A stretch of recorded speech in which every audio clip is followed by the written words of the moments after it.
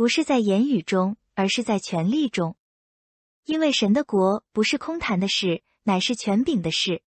哥林多前书4:20分。基督教不是道德陈词滥调、崇高的意图和高尚的思想。上帝国度的基本特征是能力。保罗在早期教会中的工作不断面临批评。他的一些批评者会去哥林多等城市，广泛谈论保罗所做的一切错误。有时候，教会里的人被诱惑去相信那些对使徒的诽谤批评。保罗回应说，考验一个天国公民的真实性，不是他话语的说服力，而是他生命的属灵力量。保罗坦率地承认，有些人觉得他说话不善言辞。林后10:10分。然而，他们无法质疑神在他生命中的大能。他见过许多人获得了转变，许多教会是通过他的事工建立起来的。他被用来通过上帝的能力医治病人和复活死人。无论他的话语是否雄辩，他们都带有来自上帝的属灵能力和权柄。你会遇到许多人，他们试图说服你他们对上帝国度的看法。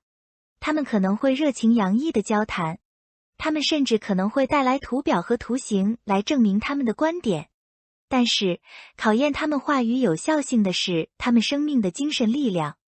如果一个人强硬地谈论教义的要点，但习惯性的犯罪，他的话就会被他的生活所抹黑。如果一个人谈论神的大能，但没有给出他生命中胜利的证据，那么他的话就是空洞的。谈论得胜的基督徒生活比活出得胜的生活要容易得多。如果你只有敬虔的外表，没有任何相应的属灵能力，提摩太后书3:5，求神洗净你的罪，用他的灵充满你，使你的生活以能力为特征。Not in word but in power. For the kingdom of God is not a matter of talk but of power. 1 Corinthians 4:20. Christianity is not moral platitudes, lofty intentions, and noble thoughts. The fundamental characteristic of God's kingdom is power. Paul faced constant criticism about his work among the early churches. Some of his detractors would travel to cities such as Corinth and speak extensively about all that Paul was doing incorrectly. At times, people in the churches were enticed to believe the slanderous criticisms against the apostle. Paul responded with a reminder that the test of a kingdom citizen's authenticity was not the persuasiveness of his words, but the spiritual power of his life. Paul candidly acknowledged that some did not find him eloquent in speech. 2 Corinthians 10:10. Yet they could not question God's power in his life. He had seen many people converted, and many churches were started through his ministry. He had been used to heal the sick and raise the dead through God's power.